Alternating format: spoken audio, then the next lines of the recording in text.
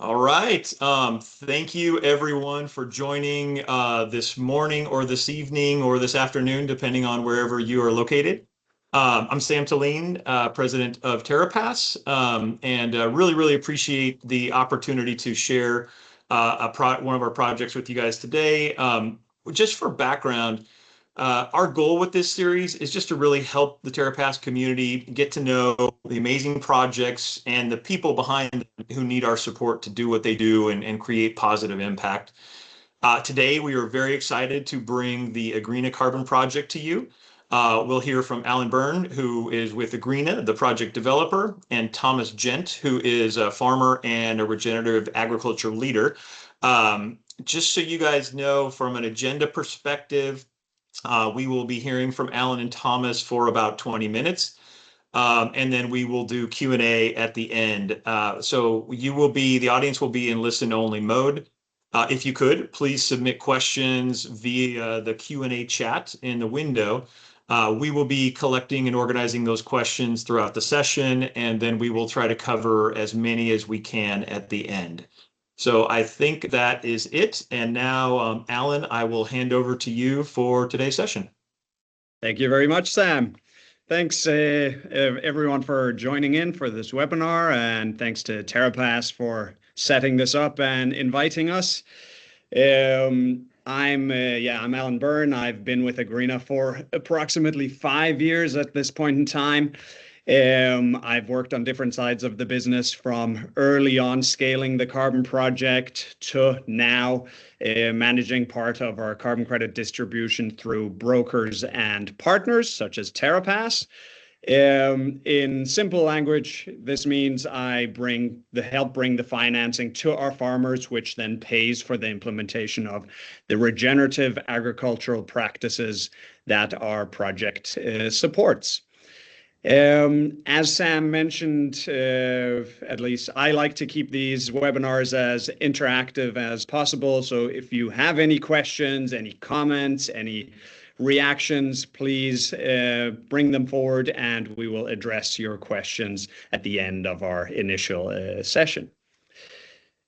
All right, so myself and Tom here, we're excited to take you on a bit of a journey, everything around regen ag and how soil carbon is emerging as one of the most immediate and very scalable nature positive levers for climate action.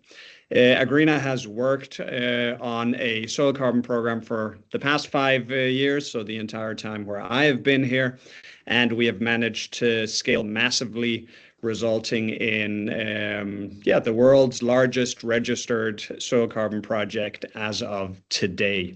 Tom, do you want to give a short introduction? Yeah. Hello, everybody. I hope you're well. I'm Thomas Gent. I have 2 hats. I'm a farmer. I farm here in the UK, in the east of England. I farm with my dad and my granddad. I'll talk a little bit more about my farm later. But I also have a role with Agreena, where I'm the regenerative agriculture lead, working with our farmers really on the ground to support them in their transition. Brilliant. Thank you. So for the next 18 minutes, you're at our mercy. We will start off with a little introduction to Agreena. Then Tom will take us on a journey around regenerative agriculture. What does that even mean? It's a word that's thrown around a lot. He will talk about his own farm in the UK specifically, talk about soil carbon and natural co-benefits, which is one of the big advantages of nature-based solutions. And then I will take over and talk a little bit more about the project setup, so our Verra project specifically, about our digital monitoring, reporting and verification setup, and end off with a couple of sentences on the time value of carbon. And I'll elaborate on that a little bit later. But yeah, to start off with Agreena, Agreena's focus has always been scaling or creating the right circumstances for regenerative agriculture to scale. And of course, our main way of doing this is through our carbon project. This is at the core of what we do. In this project, we onboard farmers onto a digital platform, essentially, We help them transition to regenerative agricultural practices through facilitating advisory and essentially incentivizing the journey towards a full regenerative setup. Then our MRV system verifies the implementation of said practices, which then results in the certified carbon removal and carbon reduction, which happens in the case of the Verra project through the Verra registry. Our Verra project covers 10 countries at this point in time. And we recently had our first issuance. Well, I say recently, but it was in September 25, where we issued over 2 million tons of carbon. So this is a good representation of one of the main advantages of soil carbon, which is the huge scalability. You can create a lot of carbon removals with a very short lead time. So our carbon program consists of the Verra project, however, also an ISO-based methodology project. And across both of these projects, we cover 20 European countries. We work with 2,500 farmers across Europe. This covers around 5 million hectares. And I'm not sure if a hectare is the right measure of area for the US, but this is a huge amount of land. It essentially covers a larger area than is covered by the country of Denmark, although it is not a very large country compared to the US, of course. But it has resulted in the world's largest Verra-verified agricultural soil carbon project today. And out of the 2 million tons that we have issued in late 25, we still have a number of credits available on the market spot. And this is, of course, something that we are looking for buyers for in order to bring financing to our farmers.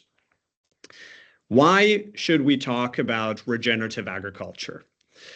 First of all, the global food system is associated with a huge amount of emissions. It represents 1/3 of all emissions. It is also the leading source of biodiversity loss, meaning this is something that we need to address if we want to move towards a net neutral society. Secondly, which there might be a good amount of people that aren't aware of this, but there's a looming food crisis with the way we farm agricultural land today. And this is as a result of erosion. So in conventional agriculture results in a significant amount of fertile soil erosion, meaning that at this point in time, we have lost half of all fertile soil and this erosion has occurred in the last 150 years. And the remaining half of the fertile soil is forecast to last only another 60 years. In other words, in around 2080, forecasts say that if we don't change the way we farm fields today, we will likely be facing a challenge of feeding the global population.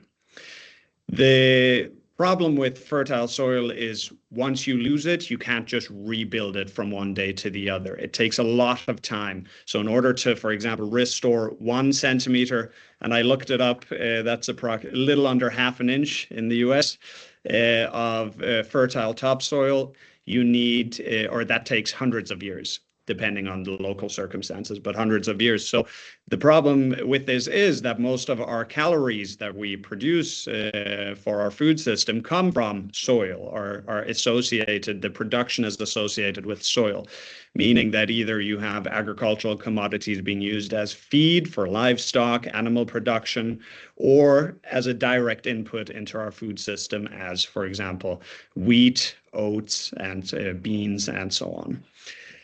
And lastly, it is crucial that we, in these couple of years, develop scalable carbon removal approaches in order to be able to remove residual emissions increase our capacity up to 2050. Because if we don't do this, we are not on a trajectory to stay within a small temperature increase. In Europe, we always refer to 1.5 to 2 degrees Celsius. I believe that's approximately a temperature increase of around 35 degrees Fahrenheit. But if we don't stay within those limits, the more the temperature obviously increases, the more catastrophic the effects will be. So Regen Ag has a high potential of significantly reducing the emissions we're putting out as a society today. It's a highly scalable carbon removal approach that can remove a certain amount of these residual emissions that we will need to address in the years going forward. And it helps us build a more climate resilient food system. Thomas, I think I'm going to hand over to you to give a little bit more of an explanation of what regenerative agriculture even means. Yeah, absolutely. So regenerative agriculture is something that you might have seen talked about quite a bit. You might have seen it being posted about on LinkedIn. If you follow me, you definitely see it talked about a lot. And it gets often talked about in many different ways. But what we really focus on in our carbon program are these 4 key practices. And that we focus on these because they are generally applicable to most farm types. Like within regenerative agriculture is very context specific. So the kind of how you implement these things very much depends on your farming situation, the crops you grow, the soil type you're in, the climate conditions you're in. But these 4 core principles are ones that are really applicable to everyone. So the first one is reducing the amount of soil disturbance you do. So that's moving away from a heavy plow-based farming system where you cultivate all of the land and turn it all over and expose it to the atmosphere, to a no-till or direct drill-based farming system. And that's where you plant the seeds directly into the soil without disturbing it. And by doing that, there's loads of benefits. There's some cost reduction benefits for the farmer, efficiency benefits for the farmer, but there's also some carbon benefits because we're storing this carbon in the soil and not allowing it to be released. The second one is cover cropping. So in between when a farmer grows different cash crops, there's often a period of time. So in the UK and on kind of maritime climates like this, some farmers will harvest their crops in maybe September, and then they won't plant the next crops till the following April. So you can see we have about 6 months there where the field is empty, and traditionally it would be left bare. But now we can grow some things called cover crops, and that's not a crop that we harvest at all. It's just there to build the health of the soil. And you can effectively think of those millions of little plants in the whole field as tiny little trees pumping all of that carbon into the soil. The next one is the use of fertilizer. Synthetic fertilizer is one of the biggest emitters on the planet, actually. It is also important for our food system, and it's also really important that we feed the plants, but we can replace that artificial input with a more organic material. So that's switching out synthetic inputs for organic manures, manures from cattle, manures from chickens, things like that, that can replace synthetics. And then the last one is what you do with your residue. So when you grow a crop of wheat, for example, obviously the grain of wheat is the bit that we look to sell, but there's the whole rest of the plant there that we can leave on the surface. We can mulch into the surface, and we can essentially lock that carbon down into the soil. That's a quick round tour of the 4 key practices that we focus on. Obviously happy to answer any more questions about those in depth. That gives you a good overview. We go to the next slide. So I just want to touch a little bit on my farm in particular. So just to try and give it a little bit of good context. So I farm in the UK. I farm in the east of England. I farm kind of near Cambridge, if your UK geography is really good.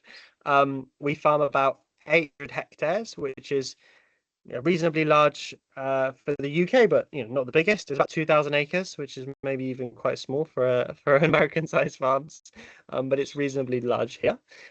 We farm combinable crops. What that means is we grow things like oats, oilseed rape, wheat, beans, kind of crops that grow above the ground that we can harvest. And we've been focusing on soil health since 2008. So for the last 18 years, we've been using really a direct drill no-till system to Well, for many reasons actually, but one of the key reasons was because of the environmental benefits of doing that. It means we can store more carbon in our soils, and we've seen our soil carbon figures go up dramatically over the past sort of 15, 16 years. I do farm with my dad and my granddad, so I'm slowly taking over from dad as time goes on. He wants to stop farming the next few years, so I've got a challenge to do that. And so yeah, that's kind of a little bit of a background about how our farm works. We've been using these practices for the last 16, 17 years. We definitely kind of wouldn't go back. And when you speak to most farmers that have made that successful transition, that's the kind of stories they tell.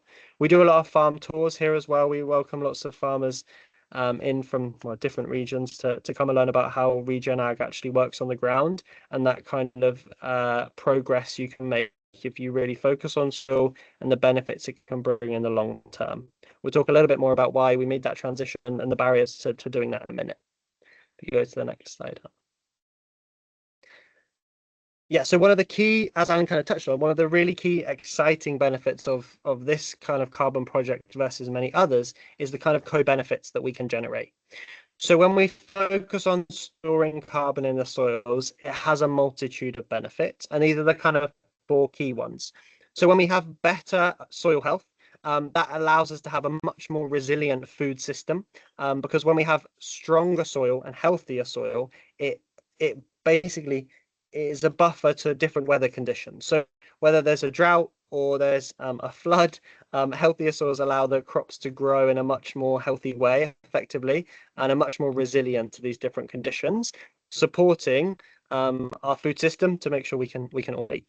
That kind of covers the water one as well. We don't, when we have, especially on my farm, we've been doing it for so long, when we have drought conditions, it doesn't affect us as much as it does some of our neighbors.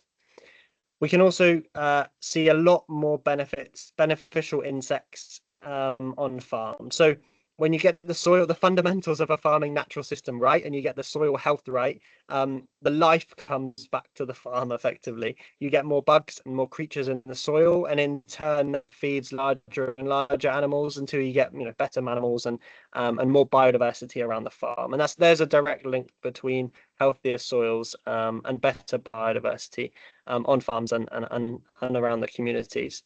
And that allows us also to manage our pests better. We don't use any insects on our farm now. That's because we have healthy ecosystems that can actually fight the pests themselves. So it's just highlighting the kind of co-benefits that come when you look really focus on the fundamental building blocks of life that soil is. Next slide, please. Yeah, and then this is just to quickly touch on, I talk about those co-benefits, but they do obviously align to the SDGs, which is really exciting. And you can see some of the SDGs that are kind of covered into this. I think one of the key ones at the minute definitely is zero hunger, right? We're obviously seeing a lot of turmoil in the world, and we need to make sure we can still feed a population. And it gets more tricky to do that if you're relying on synthetic inputs from overseas. If you can focus on soil delivering everything you need for the plant, then you become much more resilient as a food system. Next slide, please. But there's a reason farmers are not doing this already, right? So I've just talked about the benefits that you can see when you've been doing this for a long time, but there's some reasons why that hasn't already happened, and we like to split those reasons into 3 main buckets. So the first one is financial, and that's obviously where the carbon program comes in, right? We're allowing the farmers to gain an additional revenue stream from carbon income to be able to support the financial risk of their transition period. So when we see farmers transition away from a conventional system to a regenerative system, we often have 3 or 4 years where the farming system is at high risk because the biology within the soil hasn't built yet, and you're not relying on the synthetic inputs anymore. So you have this kind of sometimes yield loss, but definitely high risk section of the farming process, and that can last 3 or 4 years. And when farmers are on tight margins, it makes it very tricky for them to make that commitment effectively, and that's where the kind of financing comes in to support them. But we also have these 2 other kind of barriers that to a farmer's transition. The first one is the knowledge. It's a very different way of farming like this. It requires very different skills, and so there's a knowledge gap. often in place there, and we need to work with the local ecosystems and local agronomists to be able to support that, and that's why we do farm tours and things like that here. And then the last one is actually maybe one of the most interesting ones that people don't often think about, but there's a bit of a community barrier. You know, when we first made a transition to regenerative agriculture, a lot of our neighbors thought we'd gone, absolutely crazy, and, wouldn't talk to us and things like that. So that kind of community, making this seen as something that's for everyone is a really important part of the picture and a really important barrier that we need to kind of be aware of and support farmers through. So they're the kind of key barriers. And then I think if we go to the next slide, I can take this one to talk a little bit more about the carbon program. Thanks, Tom. All right, now that you've had an introduction to essentially what regenerative agriculture is, some of the co-benefits, and now also why farmers obviously haven't just adopted this within the last 30 to 50 years without the support, why this type of project is so important. Let's talk about how's the project set up and how does it work? So as I mentioned, we have a digital platform, and this is in order to enable farmers to onboard their individual fields. So the project works on a field level basis. They onboard individual fields into the project by, for example, giving us a huge amount of data, first of all. So they need to provide the exact GPS location of the field. We then have an AI remote sensing based model that creates field boundaries. We need to have a huge amount of data on what type of soil we're working with on this specific field, and also, most importantly, what has happened in the previous years on this field, because we have to set a starting point for each individual field's transition to regenerative agriculture.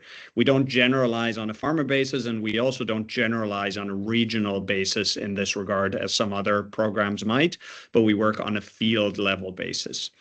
So in this regard, as an example, you might have a field where a farmer has never adopted cover crops, meaning his cover crop baseline will be set at 0. And now going forward, when he plants cover crops as a result of the financing of this project, these cover crops will result in carbon removal, which will be certified as a ton of a carbon credit, which then can be sold on the market.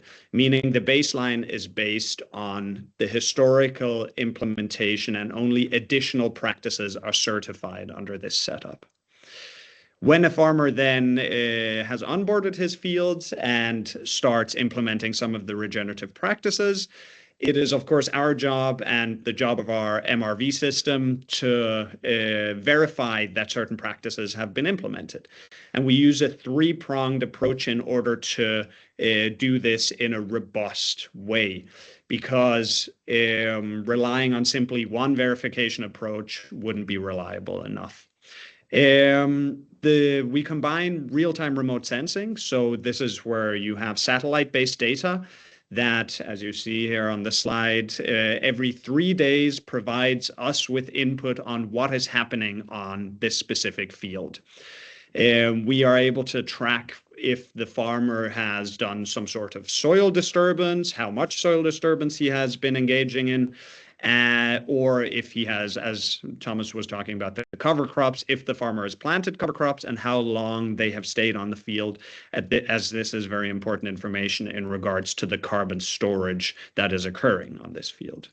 Furthermore, we use randomized soil sampling in order to verify carbon removal, carbon storage on a field level, and to calibrate our models going forward. And we also have in-person on-field field inspections. Essentially, we send people by the fields in order to verify what's going on. So a combination of these 3 verification practices is what constitutes the core of our MRV setup.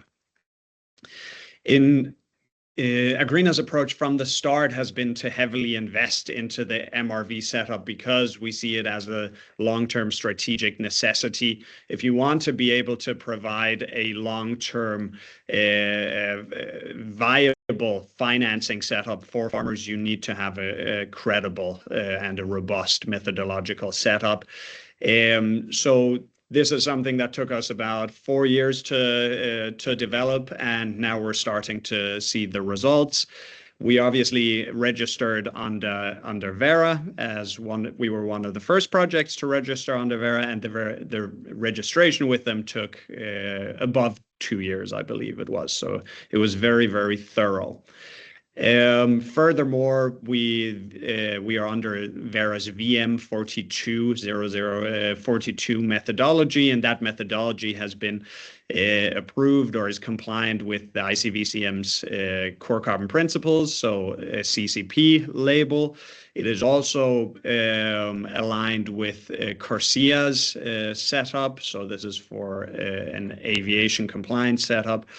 And we have achieved some very good ratings that we're very proud of. So number one, we have a triple B ex ante rating with B0. This places our project in the top 20% of any projects that they have ever rated. And it is one of the highest rated soil carbon projects that B0 has looked at. Furthermore, we have an A rating with MSCI. Yes, so the climate system contains potential tipping points, which, if we cross them, has catastrophic outcomes. And this makes the need for scalable solutions that are able to remove carbon now and at an affordable price all the more urgent. Essentially, removing carbon today from a climate perspective delivers greater marginal value than storing it in the future. And this is because the longer we wait, the worse the catastrophic outcomes. So a solution that can deliver scalable removals as well as doing this with a short lead time is very important from a climate-based perspective. And this is not to say, okay, soil carbon is the only solution that anyone should go for. We all know that it's about, we need to use all of the solutions that are on the table right now, and we need to develop all of them. But soil carbon being a little bit of a newer player on the block, at least within the last couple of years, is a key part of this solution because it can remove a large amount of carbon within a short time and do this in a natural way. And in order to maximize, obviously, the potential of these this soil carbon sector, we need, I can just not emphasize it enough, we need demand to keep growing, right? So projects like AgreenaCarbon can keep developing the scale of our operations in order to optimize the climate impact. I think I'll leave it with that. Should we have a look at some questions, Sam? Yes, thank you. And Alan, Thomas, just first want to mention, really appreciate the combination of just a real good presentation on what's actually happening on the ground. How does this project work? What are farmers doing differently? So really appreciate that. And compared with a lot of the technicals behind this industry, all the rigorous verifications, the validations, the independent standards. So. And congratulations on a very effective project and a project that's being recognized for that, or project method. So I want to go ahead and hit a question that we had come in. And this is, so the attendee mentions, my understanding is that cover crops enhance the soil, and example, clover or other crops fixate nitrogen, decreasing some need for as much fertilizer. If this is true, why are farmers paid for using cover crops? It might not seem as additional. So question there to you guys on that one. Thomas, good question. Yeah. So good question. So so there's a few things. Selecting the right cover crop for your farm is super important. And there's some cover crops that suit specific farms and specific situations. What I like to describe it as is your cover crop selection is like a toolbox. And on your farm, it depends what you're trying to achieve. So on my farm in particular, one of my biggest issues is drainage. So I really want to look for cover crops that have a really big, deep tap root, so it can make drainage into the soil much better. But also one of the things that farmers might be looking to focus on is adding nitrogen to the soil, and obviously using legumes to do that. Clovers are not the best at that because they grow really slow, but things like beans are really, really good at doing that. So we would grow beans in our cover crop mix, and they do add nitrogen to the soil, so then it offsets the amount of nitrogen I might need for the next cash crop, but it doesn't offset the whole need for the nitrogen for the next crop. It just offsets a small proportion of it, really. But the cost of the cover crop seed is actually quite expensive. So the cover crop, for me to plant a cover crop seed is probably going to cost me £30 to £50 a hectare, probably for the seed and the drill and everything to plant and everything like that. So it's still, it's basically just comes down to it costs more than the benefit there is. Great, thank you, Thomas. And want to, I think, mention to anybody, if you do have any questions, you can go ahead and submit them in the Q&A. Also, just so everybody knows, we will be sending out a recording of today's webinar. It will be posted on our website. We will share a link to that by email with any attendees. So if you do have any questions from today's meeting and you want to send those after the fact, we're obviously happy to share those with the team here. So I think that probably brings us to the conclusion of today's meeting. Really appreciate Alan, Thomas, and the Agreena team for joining us today. And again, this will be posted online for folks to view. And we really encourage anybody to send follow-up questions or inquiries, and we are happy to cover those. So thanks, Alan and Thomas, and everybody for joining. Have a good day. Awesome. Thanks for having us. You. Thank you.